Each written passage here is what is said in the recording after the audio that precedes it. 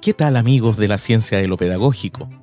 Un capítulo más en donde hablaremos de un nuevo sistema escolar. Hoy día toca el sistema escolar de Guatemala.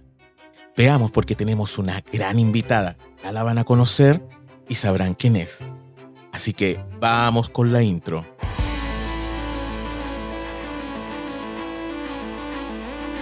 La ciencia de lo pedagógico con Gabriel Erices.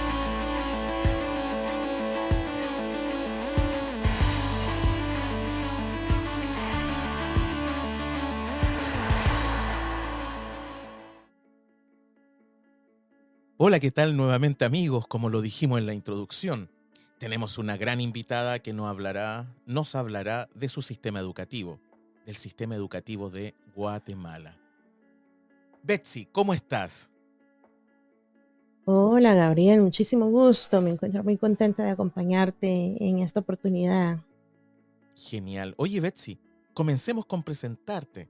¿Quién eres? Cuéntale a los amigos de la ciencia de lo pedagógico quién eres y qué haces. Bueno, para comenzar, muchísimo gusto, amigos de la ciencia de lo pedagógico. Mi nombre es Betsabe, muy conocida como Betsy. Y pues desempeño el rol de coach de instrucción, es decir, que mi trabajo en la institución donde laboro es acompañar a los maestros en el desarrollo de su planificación, también apoyarles con ideas para poder llevar experiencias de aprendizaje distintas a sus estudiantes, poder evaluar de distintas formas también. Así que las ideas pues son el día a día, y por eso es tan importante pertenecer a redes de aprendizaje donde puedan fluir constantemente y que haya ese compartir. Asimismo, soy profesora de innovación. Puedo ofrecer a mis estudiantes diferentes alternativas en cuanto a cursos relacionados a tecnología. Es algo muy divertido, es una de mis cosas favoritas. Pero también te comento, estamos ¿Sí? hoy aquí porque he tenido la oportunidad de iniciar el primer grupo de educadores de Google en Guatemala, y eso me ha abierto la puerta a conocer a muchísimas personas apasionadas por la educación como tú. Así que es Genial. parte Oye, de lo que hago. sé que también van a estar de aniversario el GEC Guate durante estos días, ¿o no? Así es el primer añito, y como te repito, ha sido un mundo de oportunidades, de conocer muchas personas asombrosas, y bueno, no se siente el tiempo. Se No, ha hecho sí. mucho, pero al final creo que es poco comparado a lo que amerita el sistema educativo de nuestro país. Sí, tenemos mucho en deuda por ahí. Oye, Betsy, cuéntanos, partamos desde lo macro. ¿Cómo se divide el sistema escolar desde lo prescrito, desde las leyes hasta llegar al aula? Bueno, pues te comento, como en todo país, tenemos pues el sistema que se distribuye en lo privado, en lo público. ¿Ya? Todo lo que está suscrito a lo privado pues tiene toda la gestión, ¿verdad? A cargo del sector.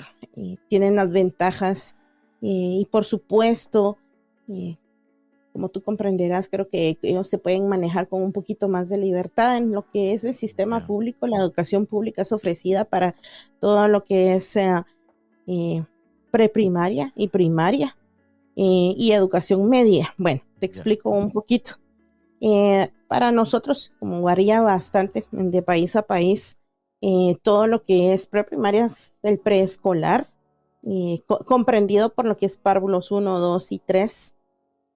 Todos los pequeñitos que están preparándose para iniciar su educación primaria. ¿Y qué edad más o Luego, menos son ahí? ahí tenemos niños de 4 y 5 años, 6 Ya. años, 4, 5, 6 años. Y ya, pues en la primera ya entran los niños de 7 años hasta el sexto, que es donde finaliza la educación primaria. Ya. Luego, pues ya tenemos la educación media, que son también conocidos como los 3 años básicos, primero, segundo y tercero básico.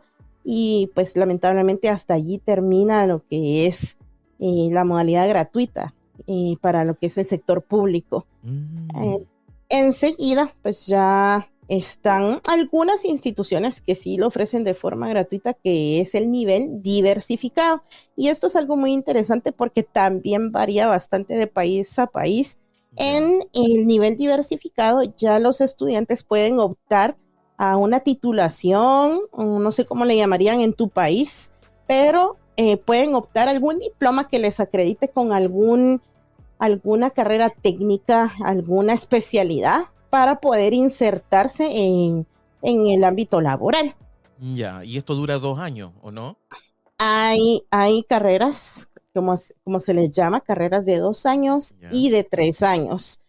Muchos padres prefieren que los chicos sigan o continúen en carreras de 3 años para poder insertarse de mejor forma en el ámbito laboral. ¿Por qué? Porque las carreras de 3 años consisten en carreras en el área de contabilidad, Ya.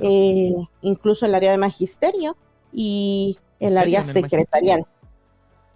Sí, así es. Sí. Y esa es una de las cositas que vamos a estar comentando que tiene muchísimo que ver con la calidad educativa que se ofrece en el país, porque sí, tienes, tal y como sonaste sorprendido en este instante, Sí. tenemos que a los 18, 19 años hay jovencitos que ya se están graduando de maestros precisamente a ese nivel diversificado.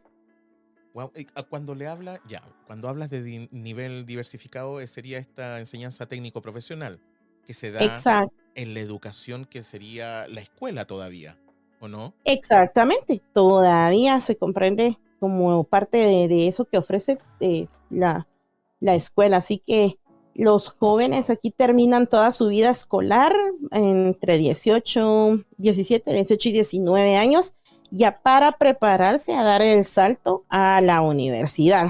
Nosotros no tenemos ninguna universidad preparatoria como países como México que tienen la prepa como le conocen. Ya. Eh, Aquí terminas el nivel diversificado y te vas directo a la universidad, a la carrera que hayas elegido. En la universidad entonces ya tenemos los 3 niveles, que son el técnico, que puede ser la carrera de tu elección con una titulación técnica.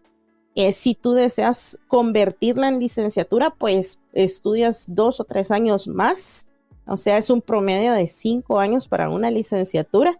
Y ya no se diga poder alcanzar la maestría o un doctorado, pasas otra década en la universidad. Oye, pero mira, para ir entendiendo, esta etapa que le llamas diversificado, que dura 2 o 3 años, ¿esa permite ir a la universidad o tienes que hacer otra que es como preparatoria para ir No, a la esa, universidad? esa, esa ya te permite ir a la universidad. Ahí se cierra el ciclo. Ya, el diversificado. Quiere Exactamente. decir que es como una consecución de estudios, finalmente. Tienes que pasar Exacto. por el diversificado para poder ir a la universidad. Obligatoriamente. Ah, interesante. Oye, me llamó la atención lo de los profesores. Me suena mucho a lo que a lo mejor en México o también acá en Chile, por lo menos acá no existe ya, la estructura de las escuelas normalistas. ¿Has escuchado hablar de eso alguna vez o no? Sí, sí, sí, Sí, sí. acá, por lo menos en Chile, en la década, principios del 70, se fueron eliminando, finales del 70 máximo, fue la última escuela normalista en donde los alumnos, después de haber estado 8 años, porque acá se está 8 años en enseñanza básica, de primero básico hasta octavo básico, que sería la primaria, y tú después ingresas a primero medio. Y antes, las escuelas normalistas, tú entrabas a primero medio y estabas primero, segundo, tercero y cuarto medio, y en algunas un quinto medio, estudiando pedagogía. Pero esos profesores que se educaban en la escuela normal iban solamente a hacer clases a los niños de enseñanza básica. No podían hacer a los de enseñanza media. ¿Ah? ¿Por qué? Porque los de enseñanza media siempre fueron profesores universitarios. Después esa lógica cambió y desapareció la normalista y finalmente termina todo en la universidad. E institutos también, que dura la carrera igual 5 años. ¿Ah? Ese es como podría ser el símil de la escuela normalista, que ya no existe acá, pero parece que en México existe todavía. Pues precisamente gracias por ahí, por la explicación, porque también me ayudas a entender cómo funciona o funcionaba con ustedes y ya a poder adoptar esos términos, porque lo que tú le llamas básica, nosotros le llamamos primaria. Primaria, sí. Exacto. Y precisamente eso que sucedió, que tú me estás compartiendo, déjame regresar algunos años, tal vez no tanto atrás como tú, pero recuerdo muy bien que entre el 2005 y 2007, porque justo estaba yo ingresando a una institución que ofrecía el magisterio en el nivel diversificado y estos cambios estaban sucediendo. ¿Qué es lo que querían hacer? Querían alargar el tiempo de magisterio, lo querían convertir, recuerdo bien, a 4 años, lo querían convertir a 4 años con el objetivo, y precisamente estaba sucediendo eso que tú me dices, que los profesores o los jovencitos que estaban obteniendo su titulación a nivel diversificado, que para ti sería el nivel medio, solamente podían brindar enseñanza a los pequeñitos, justo como tú me lo describes. Y pues ya en la universidad podrían tomar una especialización en la enseñanza a nivel medio, que para nosotros sería lo básico, sí, o lo diversificado, sí, a jóvenes, ¿sí? Vamos a utilizar esos términos para no confundirnos o cruzar conceptos. Entonces, podrían brindar enseñanza solo a pequeños, pero ya en la universidad especializarse para la enseñanza a jovencitos. Yo creo que eso queda mucho mejor. Los cambios no resultaron, nadie estuvo contento con los cambios, se necesitaban, sí. ¿Por qué? Porque no estaban saliendo lo suficientemente preparados, se notó que había una necesidad ahí, que había algo que faltaba. Y por eso, en ese entonces, el Ministerio de Educación quiso tomar esta estrategia. Bueno, ¿y les resultó? No, hubieron quejas porque algunas instituciones como la que yo estaba laborando en ese tiempo, lo que hizo para no alargar en términos de años, alargó las jornadas de estudio, que significa que los muchachos tenían que asistir al colegio o a la institución todo el día. Estudiaban por la mañana y estudiaban por la tarde para dejar la carrera en el mismo tiempo, ¿verdad? Pero el plan de estudio fundamentalmente. Para cumplir con el plan de estudio, pero en menor cantidad de años. Era un reto. Una presión enorme. Enorme, porque imagínate cambiar a una rutina donde solo estudiaban una jornada, luego tener que quedarse todo el día. Era bastante complicado. Eso no funcionó definitivamente, como todo lo que hacemos en educación, esa prueba y error, no funcionó, lo quitaron. Volvió a ser de 3 años y ahora lo que se estableció a partir de esa prueba y error es de que ningún profesor está autorizado para impartir clases a jóvenes a menos que presente el diploma o el certificado de la universidad respaldando que ya está listo para la enseñanza media. Sí, es que es fundamental, yo creo. Acá lo que ha pasado es que desde el año 80 aproximadamente todo pasó por la universidad. De hecho, las primeras generaciones de enseñanza básica, que sería primaria, nacieron a finales de los 70. Y también para educadoras de párvulos que eran de prebásica. Acá se dice prebásica o educación parvularia. Que los niños entran más o menos, de hecho pueden estar desde sala cuna hasta kinder. De hecho, niños de meses entran porque las mamás tienen que ir a trabajar o los papás también y los dejan en estas salas cuna. Y el Estado y fundaciones tienen estas que son gratuitas, más las privadas, pero tienen acceso los papás y las mamás también a dejar a sus hijos en la sala cuna y muchos siguen hasta kinder o medio mayor y pasan a prekinder y kinder en las escuelas. Normalmente se hace así. Y la enseñanza básica también profesores de la universidad y obviamente los de enseñanza media también. Pero también nosotros tenemos un sistema paralelo a la universidad que se llama institutos. Y los institutos son como universidades, pero no pueden dar grados académicos. Entonces tú sales con la profesión. Eres profesor en lengua y literatura. Y esa es tu especialidad. Pero sin el grado académico, pero estudias 4 años más el año de la práctica y el examen de grado. Es casi lo mismo, pero se quita el tema del grado académico. ¿ya? Pero son pocos los institutos que dan pedagogía, la mayoría son por universidades. Porque normalmente los profesores tenemos que después seguir formándonos, hacer el magíster y si alguno quiere hacer el doctorado, postular un doctorado. Pero es más o menos Algo, así. y estamos en la misma línea y concuerdo contigo que es algo que se está exigiendo hasta ahora. Quizá debo reconocer que en Chile debieron empezar mucho antes que nosotros, pero en mi país lamentablemente eso aplicó ya muy tarde y te podría asegurar que en algunas instituciones no cumplen con este requisito de exigir esa titulación. ¿Por qué te lo menciono? Porque hay gente que, te voy a poner un ejemplo que es muy común. El estudiante de ingeniería que va a la universidad, todavía no consigue empleo, pero maneja muy bien la matemática, eh, consigue dar clases en un colegio de matemática, pues no tiene la parte pedagógica, ¿me entiendes? No tiene la didáctica, solamente por el hecho que maneja el área matemática, se posiciona en una institución educativa para impartir la materia, lo cual no debiese ser así.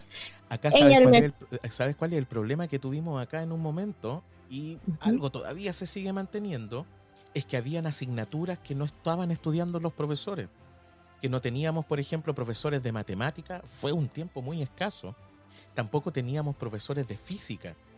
Estaban casi de la universidad, entraban 200 profesores en alguna universidad y terminaba titulándose 2 o 3. Y teníamos una escasez realmente de profesores.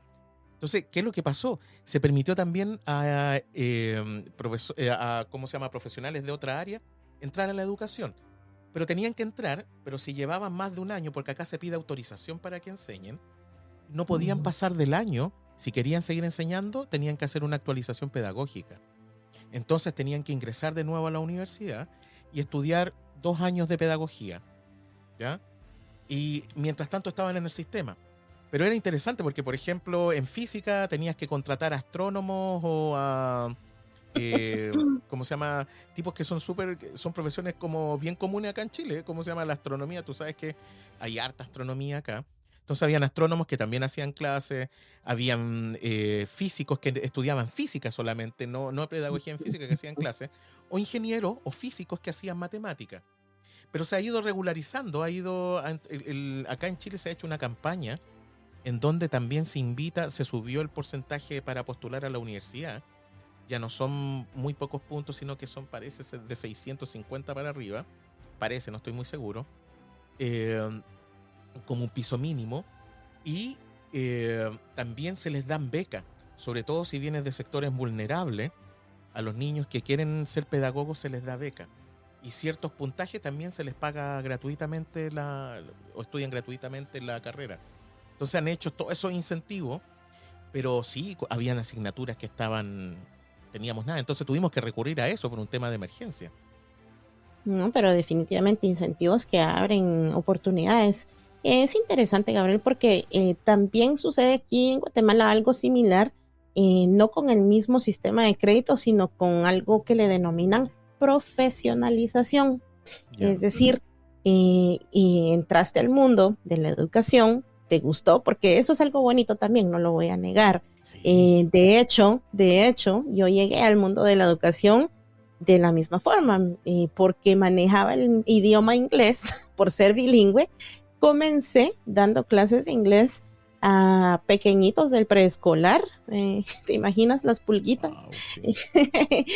Y de lo que tú llamas básica, que es la primaria, o sea, eran niños de 3 a 12 años. Y allí fue donde descubrí mi amor por esta profesión tan noble, tan bonita. Y genial, sí. Precisamente así fue mi proceso. Yo tuve la oportunidad de optar a una profesionalización y la forma en la que lo manejan las universidades aquí es que te piden que compruebes o que puedas respaldar por lo menos 5 años de de tener experiencia en brindando clases, firmas por la departamental, que te explico, la departamental es como la pequeña área. Yo creo que en algunos países le llaman distritos, Para nosotros es departamental. Perfecto. La forma en que micromanejan las instituciones. Entonces, ese encargado o supervisor de la departamental se verifica tus años de servicio en la institución o instituciones donde laboraste. Eso lo presentas a la universidad y, bueno, pues inicia tu proceso de profesionalización que se acorta por los años de experiencia que tú tienes a 2 años. En 2 años tú ya puedes adquirir lo que tú me estás diciendo que es una certificación o licencia para poder enseñar. Sí. Finalmente acá termina como licenciatura. Ellos tienen que estudiar la licenciatura en pedagogía, porque ya tienen la especialidad, obviamente, pero les falta la expertise del profe, la didáctica, la metodología. Exactamente, y eso es algo nuevo, Te podría decir que no tendrá más de 10 años que se empezó a escuchar de las licenciaturas con especialización. Por ejemplo, la mía es una licenciatura con especialización en la enseñanza del idioma inglés y tecnología educativa. Súper novedoso. El año que yo me gradué era la primera promoción. Wow. No, acá es como, por ejemplo, los que hacen en enseñanza básica, mira, los que hacen en pre-básica o son educadoras de párvulo y estudian en la universidad, ¿ya? Y se les llama educadora de párvulo. Ellas tienen asistentes en la sala que estudian en la escuela y se les llama técnico en párvulo. Y son niñas que estudian 2 años en tercero y cuarto medio para poder trabajar en jardines infantiles para ayudar a la educadora de párvulo. Entonces, dependiendo de la cantidad de niños, está la educadora de párvulo y 1 o 2 técnicos junto con ella dentro de la sala. ¿Ah? Y de primero básico en adelante estudias en la universidad o en estos institutos. Y después en enseñanza media, y se llaman profesores de general básica acá, los que hacen en educación básica. Y en enseñanza media ya son especialistas, estudian la asignatura. Eso es como lo comúnmente que se hace. Sí, el proceso ha sido adoptado de la misma forma. Sí. Y como te repito, es muy bonito porque ahora ya escuchas de las especializaciones en el área de tu fuerte. ¿Y eso tú crees que ha mejorado la calidad de la educación? A pasos pequeños, sí, porque ya puedes ver a más personas mejor preparadas. Y te iba justo a mencionar en lo que es el área de tecnología, porque ya se especializan particularmente en esa materia. Imagínate lo que te comentaba de los ingenieros impartiendo matemáticas. Típico también ver a un ingeniero a cargo de laboratorio de computación impartiendo ciencias de la computación, lo cual aislaba, Gabriel, toda la tecnología de las demás materias. Nunca se podía observar una integración cross-curricular o interdisciplinaria, si así le quieres llamar. ¿Por qué? Porque se tenía este concepto de que el experto era el profesor de computación que tenía estudios en ingeniería y pues se sabía la programación. Eso te puedo decir que hoy me siento orgullosa de ver que está comenzando a cambiar. Me pone muy triste por otro lado porque en lo que es el sector público, pues el sector público sufre muchísimas desventajas, que es todo lo que el Estado costea, si lo quisieras llamar así. No tienen acceso a educación bilingüe porque no hay un profesor. Y bilingüe, cuando te digo bilingüe, me refiero a un tercer idioma, o sea, no sería ni bilingüe. Para la escuela pública. Sí, ¿por qué tercer idioma? ¿Cómo? Tercer idioma, decías tú. ¿Por qué? Primero el español. Porque para nosotros en Guatemala, el bilingüismo o la primera y las segundas lenguas son las lenguas mayas, Gabriel. Wow. Exactamente, nuestro país se caracteriza por ser un país plurilingüe. Hay 23 diferentes lenguas, imagínate. Entre ellas te puedo mencionar el cachiquel, el mampo, comam, quechí, y así sucesivamente. Si me preguntas cuál de todas esas manejo, no manejo ninguna, pero te puedo decir orgullosamente que tenemos esa riqueza en idiomas y a esa educación se le denomina bilingüe, y gracias a Dios muchos maestros hacen el esfuerzo en sus localidades de poderse preparar para enseñar tanto en el idioma materno de esa localidad o de ese pueblo o de esa población, tanto como en idioma español. Entonces, si ya empezamos a hablar de idiomas extranjeros como el inglés, alemán o francés, ese ya es un extra, que es lo que te menciono. No hay esa oportunidad, no hay un presupuesto para un maestro que se pueda colocar en las escuelas y brindarles esa oportunidad a los niños, mucho menos oportunidad de que haya un maestro de tecnología o de computación en un espacio donde no van a haber equipos o recursos con los que el maestro pueda enseñar. Eso me parte el corazón, porque todavía no avanzamos en eso. Qué lástima, pero tienen un gran potencial en todo caso. Tienen un gran potencial. El maestro se caracteriza por querer aprender, pero yo creo que las oportunidades no son equitativas en mi país, lamentablemente. Se me quiebra un poquito la voz porque es una realidad que puedo ver, no está lejana a mí, la tengo muy cerca, muy latente, y ahora que estamos en Hey Guate, en estos programas de los sábados, escuchamos historias, Gabriel, que tal vez antes, por tener el privilegio de estar en colegios que nos dan los recursos, no nos dábamos cuenta. Y es algo que todos a nivel general tenemos que ser conscientes, que no todos tenemos ese privilegio, no todos tenemos la oportunidad de que las necesidades sean cubiertas de la misma forma. Y esta es una reflexión que también me gusta muchísimo hacer con mis estudiantes cuando a veces los veo desmotivados o cabizbajos. Y estudiantes que tienen todo. Estudiantes que tienen todo, pero no son felices. y les llamo a la reflexión para que se pongan a pensar en estos niños del sistema escolar público que incluso viven una vida escolar intermitente porque es necesario que algunas veces se ausenten para poder apoyar a los padres en el campo con las labores que deben realizar. Yo creo que no son ustedes tan ajenos a esta situación, o quizá la audiencia se puede familiarizar con esto, pero es una reflexión que me gusta hacer con ellos y decirles, chicos, piensen realmente por qué están tristes, qué es lo que les falta, qué es lo que no tienen, y traten de tener en su corazón a esos niños que hoy no tienen oportunidad de conectarse a una clase en línea porque no tienen los recursos, no tienen internet, no tienen un teléfono, y entonces por lo que optaron muchos padres, y perdón Gabriel porque me salte un poquito a esto, pero justo conecta con el hecho de que lo que vino a causar la pandemia en muchas de estas personas que viven en estas áreas rurales es de que ya que mi hijo no puede estudiar, pues entonces vamos a aprovechar a que me ayude con el trabajo. Heavy, qué complejo todavía en este siglo XXI que sigan sucediendo estas cosas. Uno no lo comprende, es muy, muy complejo. Oh. Así es. No, sí. Las brechas son enormes. No. Acá tenemos la particularidad de que la enseñanza básica y la media son obligatorias. No puede un niño, si deserta del sistema, se le denuncia y tiene que volver al sistema, o los papás ahí corren peligro de que le quiten los niños. Pero...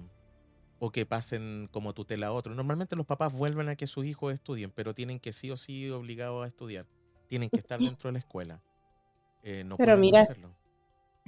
Mira cómo es esto, hasta dónde llega el ser humano, porque para ustedes es obligatorio, para nosotros es un derecho, está dentro de nuestros derechos primordiales, el tener acceso a la educación. Y es muy triste ver todo lo que esto ha provocado, que no provocado, sino que empeorado, Gabriel, porque esto no es algo que se haya dado a causa de esta pandemia, o sea, empeoró, sí. Y las oportunidades en las que he podido compartir con colegas del sector público son historias que realmente te parten el corazón, porque nos comparten que hay niños que ya no se les ha visto. Incluso mi hija me estaba compartiendo la última vez, ella es enfermera, ya graduada de la universidad y tiene la oportunidad de visitar áreas rurales y hospitales nacionales públicos en donde se topa a estos niños y me dice, mami, yo no puedo creer por qué estos niños están por accidentes laborales en los hospitales cuando deberían de estar estudiando. O esta niña que me topé en la cafetería del hospital de 9 años y que se puso a platicar conmigo diciéndome que como ya no había podido estudiar por la pandemia, pues se dedicó a ayudar a su mamá en el trabajo para ayudarla con los gastos. 9 años, Gabriel. ¿En qué grado debería estar esa niña? ¿Te imaginas? Es una niña. Debería Es estar en la una escuela. No, Uh-huh. no. Wow. No. Es un sistema súper crudo, es complejo. No creía, no pensaba que tenías una realidad tan cruda. Que estremece Sí, realmente. Estremece, porque esos niños deberían estar en la escuela, deberían aprender, deberían jugar. Mira, ni siquiera pensemos en la escuela, deberían poder jugar, salir a la calle, estar con sus amigas, con sus amigos, disfrutar de la vida. Pero se convierten en adultos. Se convierten en adultos y eso que aún no estamos tocando el tema tan delicado que es todos estos embarazos que suceden a estas niñas también. ¿Por qué? Por la falta de educación. Y mira cómo todo es como un efecto dominó. Sí. Porque esa misma falta de educación que esta gente pues lamentablemente ha tenido que sufrir, los lleva a otras situaciones donde tú te dices a ti mismo, pero ¿qué pasa aquí? Esto es pura ignorancia. Cosas que están sucediendo como el abuso a niñas tan pequeñitas, incluso a los varoncitos. O sea, hay casos en mi país donde hay niñas de 10, 11, 12 años saliendo embarazadas y te preguntas qué está pasando en esas familias, pero es el mismo sistema educativo el que no ha contribuido, la falta de oportunidades, la falta de igualdad en estas áreas. Qué complejo. Oye, y entonces cuando uno va y va profundizando, sobre todo en el sistema público de tu país, porque tú cuentas que en el sistema tuyo, en el privado en el cual trabajas, tienes acceso a cosas, tienes un cargo que es súper interesante, que acá en Chile, si bien se ha hablado sobre el coaching instruccional, y hay algunas escuelas que están experimentándolo, yo sé que, por ejemplo, en Estados Unidos es algo que se hace bastante tiempo ya, pero no sabía de que en Guatemala se hacía. Ahora, ¿es algo que se hace en la educación privada? ¿Es particular de tu escuela? ¿O también es parte del sistema educacional completo? No, allí estamos hablando de otro escenario totalmente diferente.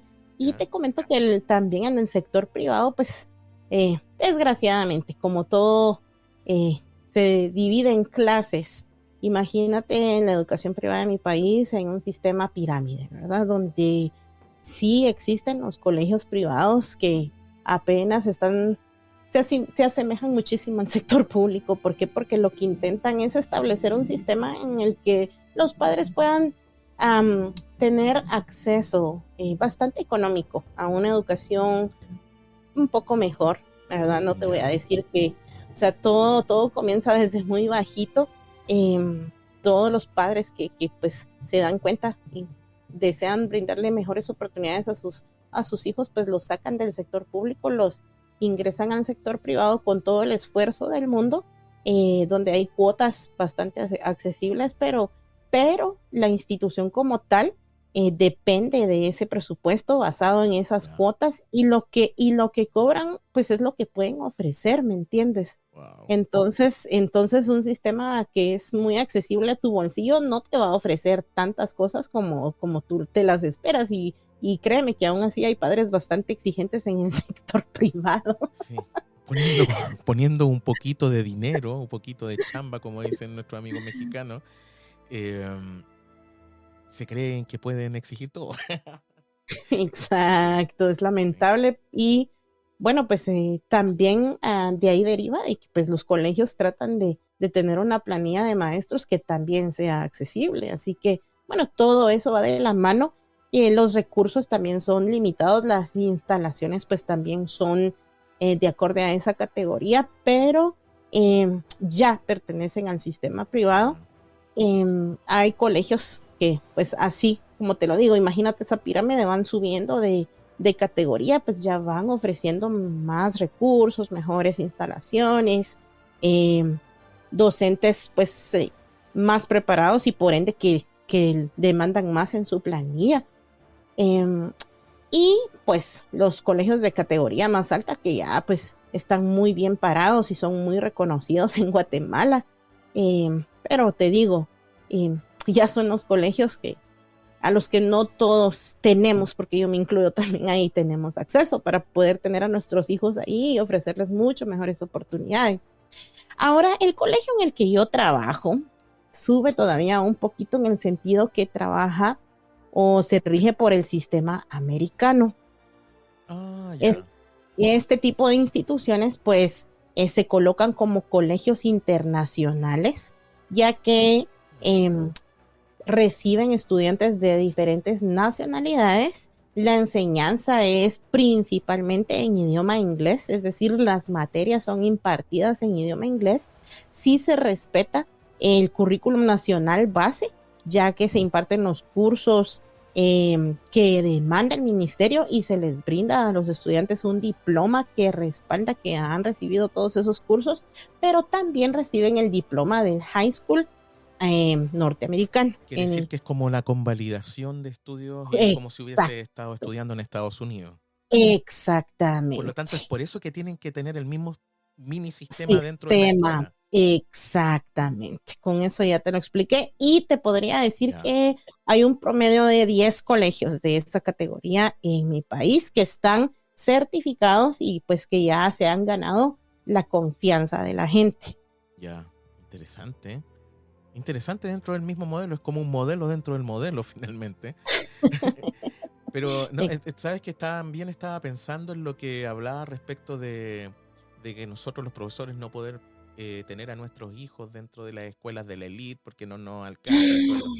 Acá pasa algo interesante porque si hay un profesor o profesora, por ejemplo, que trabaja en el colegio más caro de la elite acá en Chile, se les da la oportunidad de tener a su hijo ahí con una mensualidad mucho más baja.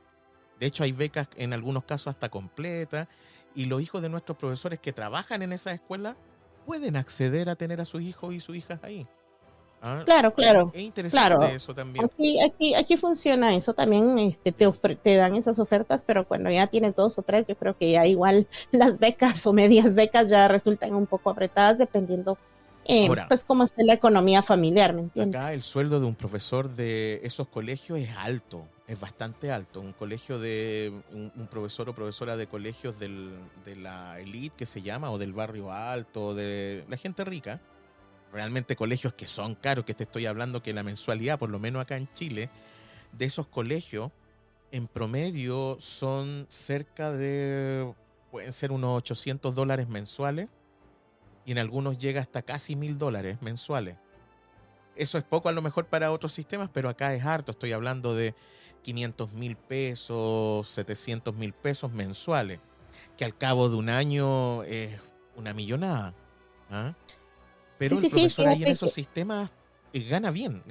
Ahora, en el sistema semifiscal o sistema fiscal tampoco gana mal, acá por lo menos.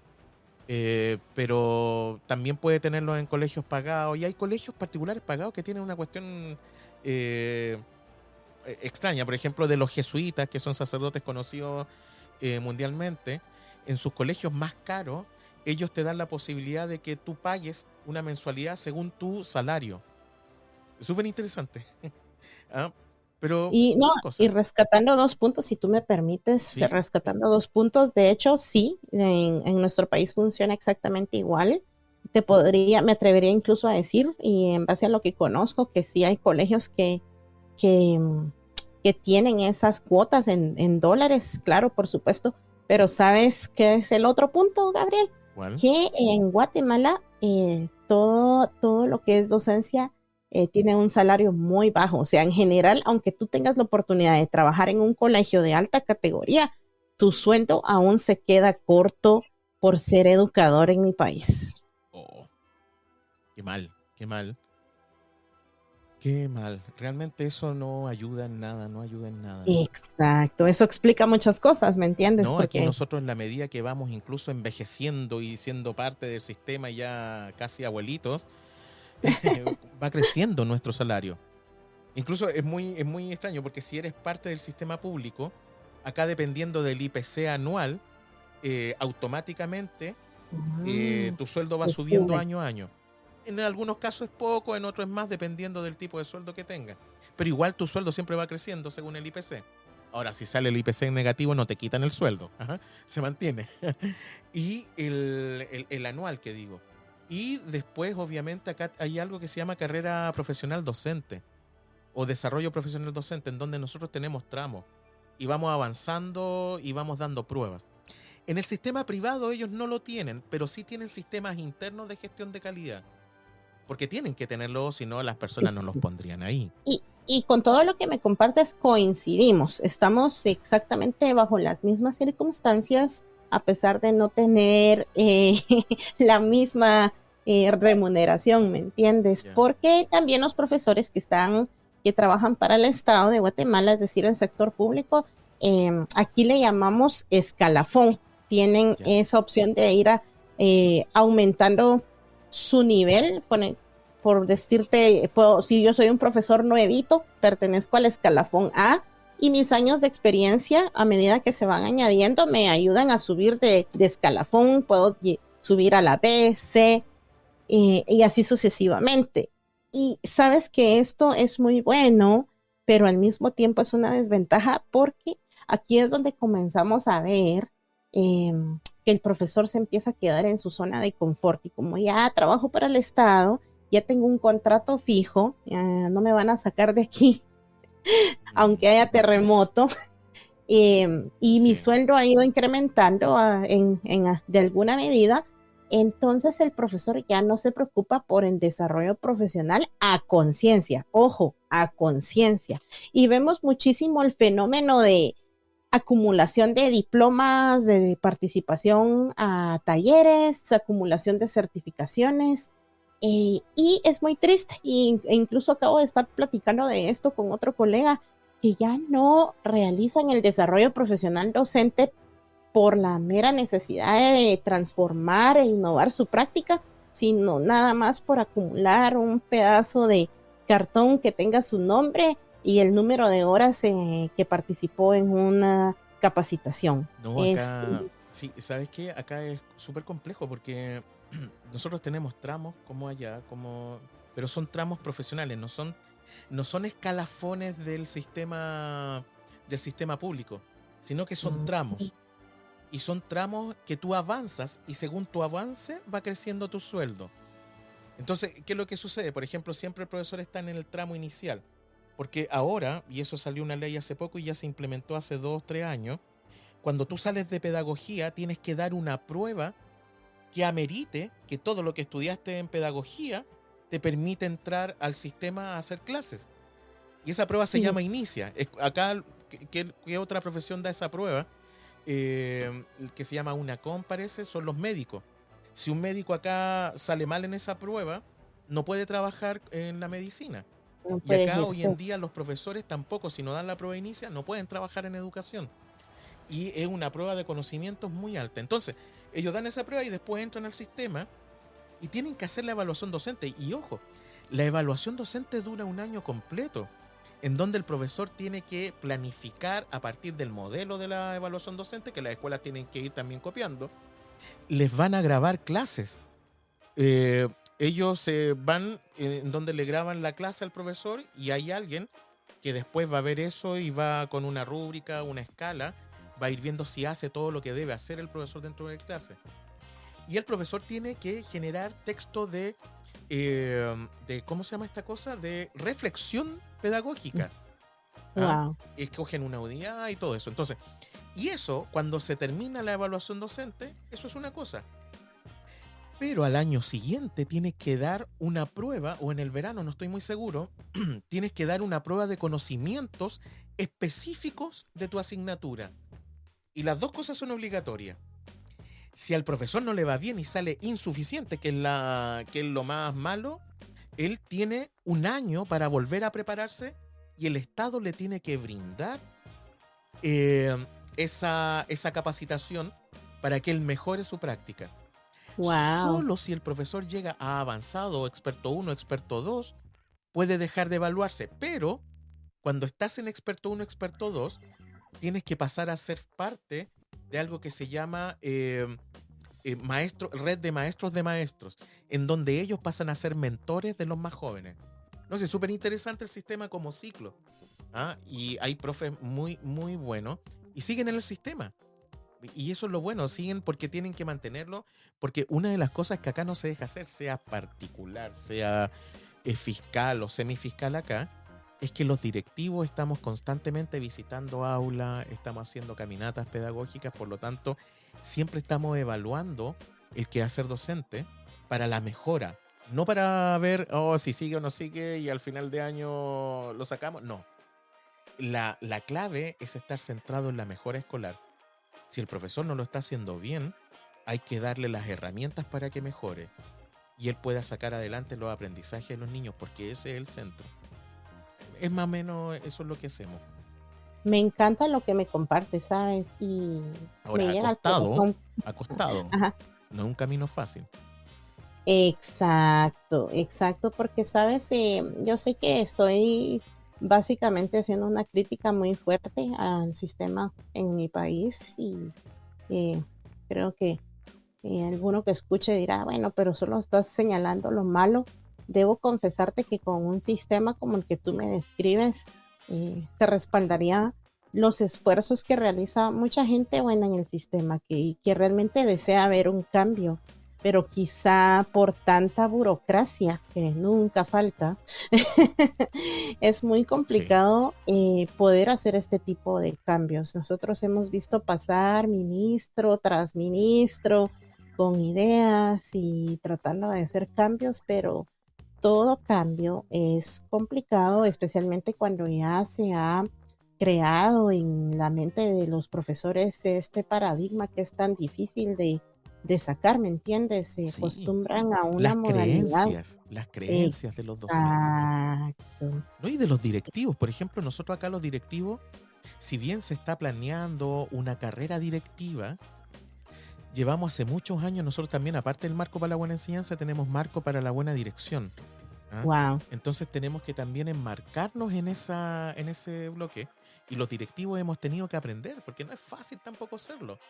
No. Tenemos que ser parte de la escuela, no podemos estar mirando así desde el palco como los profesores trabajan. No, eso es una tontera. Tenemos que ser parte, y es más, en algunos, incluso algunos hacen horas de clase. Tienen permitido, por ejemplo, el director, inspector o jefe UTP o académico u orientadores, tenemos permitido tomar 2 horas de clase o 3 horas de clase para no desconectarnos del aula. Son casos no generales, pero hay casos que se dan.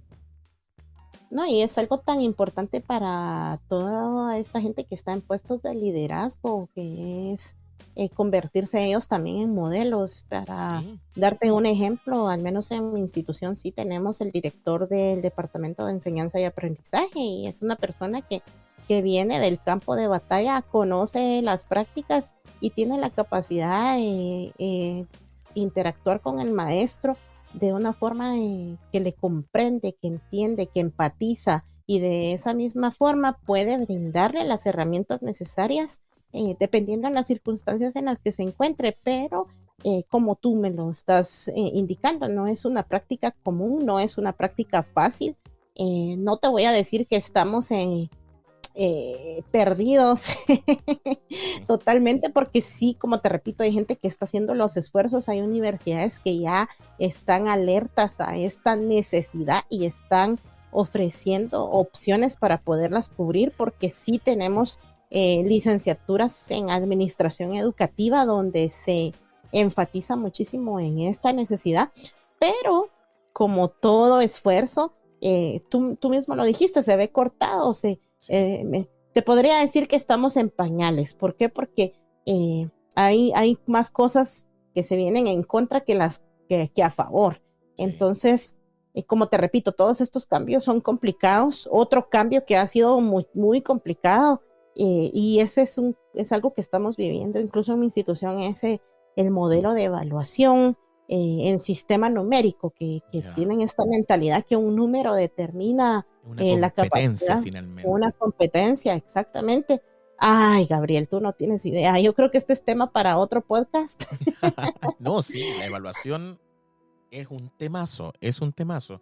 Nosotros acá tenemos ese gran problema y de hecho cambiamos de decreto, y va a ser difícil el traspaso al nuevo decreto porque si bien el nuevo decreto que se llama 67 es del año 2018 y quiere tratar de poder, ¿cómo se llama?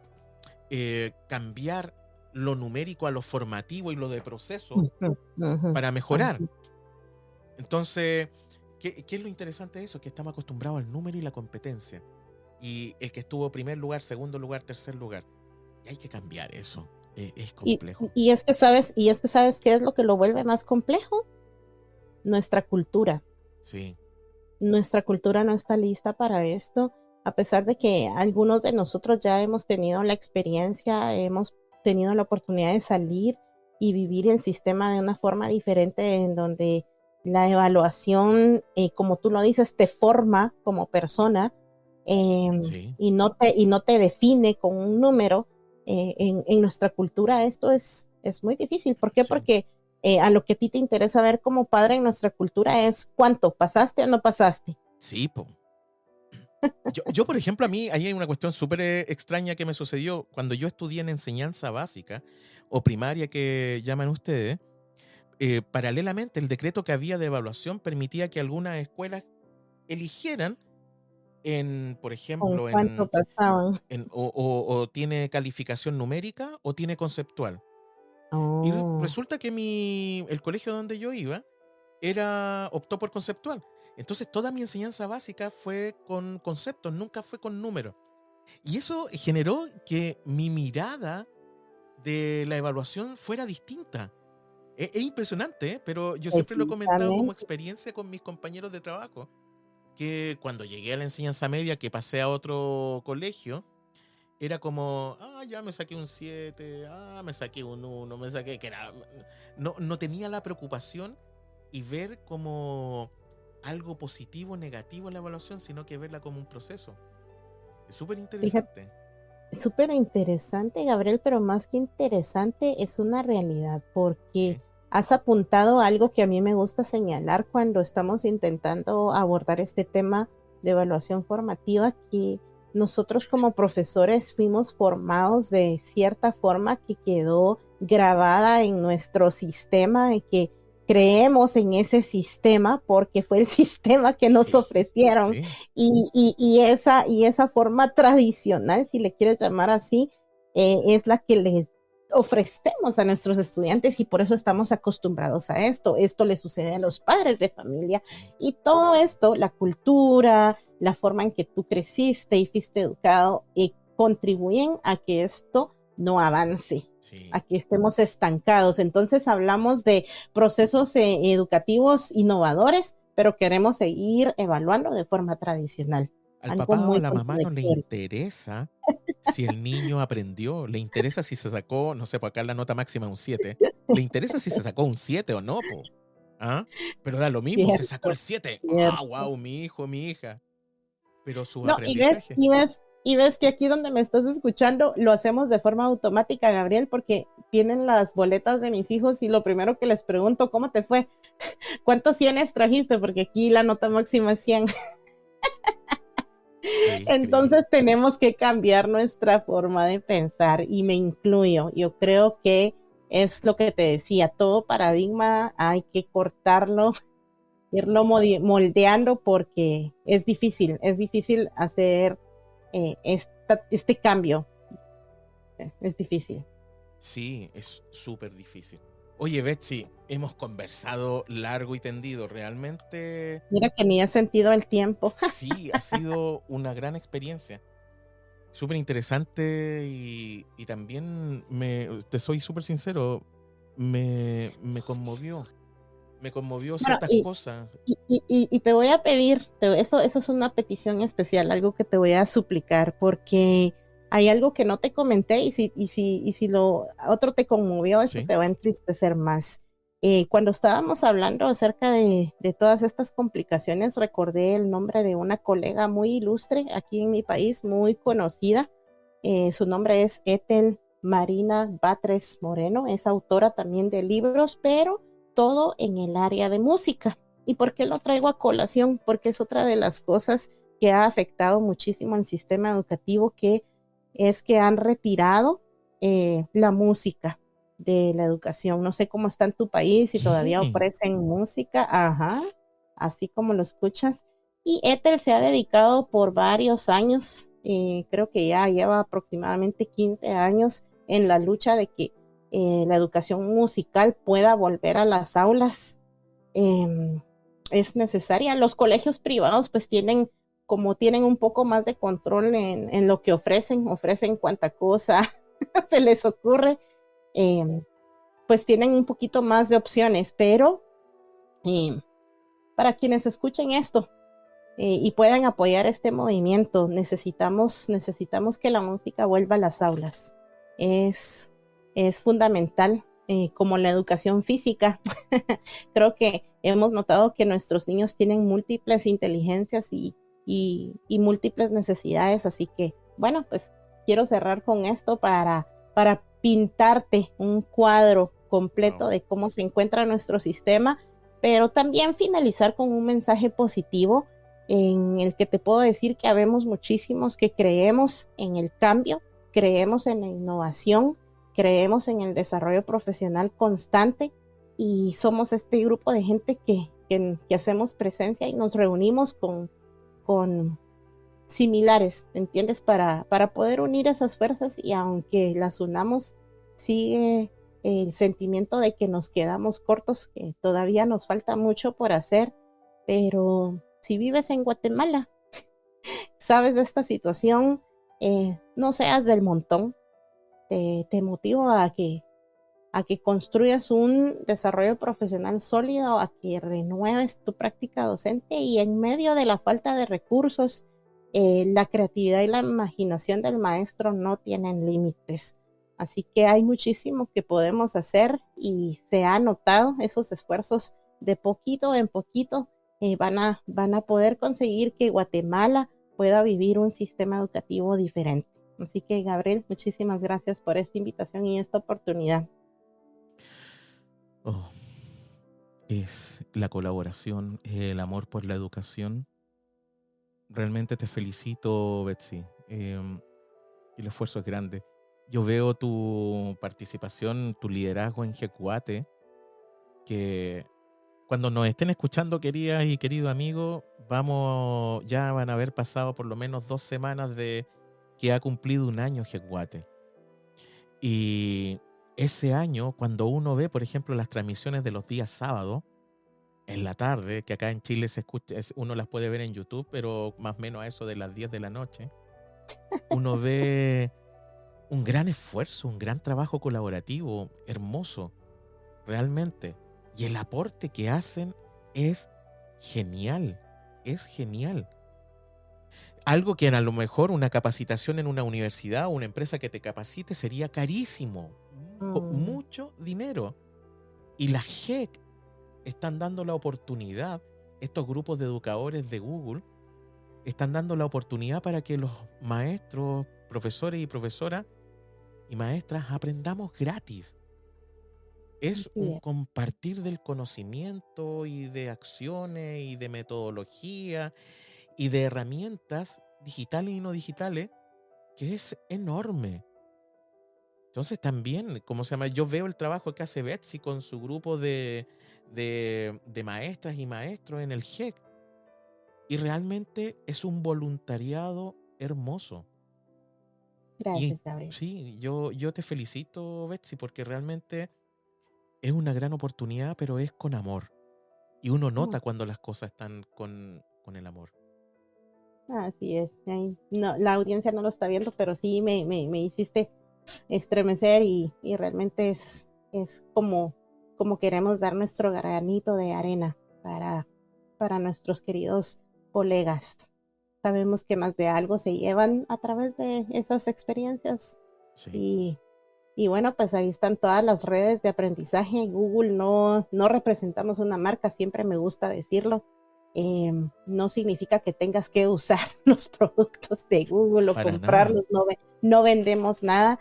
Lo que vendemos o lo que ofrecemos, lo que regalamos es mejores prácticas pedagógicas, y así mismo aprovecho para felicitarte por la ciencia de lo pedagógico, porque veo que conlleva el mismo esfuerzo y también cumple esa función de cambiar, de hacer oír la voz del docente en diferentes países y poder contribuir a esos cambios. Así que, Gabriel, sigue adelante con la ciencia de lo pedagógico, te seguimos apoyando, escuchándote, y un saludo a toda tu querida audiencia. Muchas gracias, Betsy. También un gran abrazo a ti y a quienes trabajan en conjunto contigo. Realmente ha sido una gran oportunidad. Un beso y un abrazo. Igual a ti. Igual a ti. Gracias. Y ustedes, amigos de la ciencia de lo pedagógico, se dieron cuenta. Esto ha sido una gran experiencia de amor, de cariño, de entrega, de tristeza en algunos momentos, porque eso pasa. Pero podemos y tenemos que seguir viviendo, tenemos que salir adelante. Y yo creo que lo he dicho 10.000 o 11.000 o 1.000.000 de veces, y aunque se aburran todos, lo voy a seguir diciendo. La pedagogía y el pedagogo, la pedagoga, es la profesión más importante del mundo. Movilizamos vida, creamos vida, le damos vida. ¿Para qué? Para los aprendizajes de los niños. Ver esos rostros de esas niñas y de esos niños adolescentes y jóvenes con sus ojos de alegría y de asombro cuando aprenden, llena el espacio más grande aún todavía de nuestro pequeño corazón. Entonces, amigos de la ciencia de lo pedagógico, un gran capítulo. Realmente gracias a Betsy por su gran experiencia. Y recuerden, síganos, hagan crecer la comunidad de la ciencia de lo pedagógico. Pongan seguir al podcast para que les diga cuando viene uno nuevo o les anuncie: hey, estamos en un podcast nuevo. Pongan like si les gustó y doble like si no les gustó. Así que espero que les haya gustado este capítulo, que estuvo excelente, maravilloso. Y nos vemos en otra ocasión y en otra sesión de La ciencia de lo pedagógico.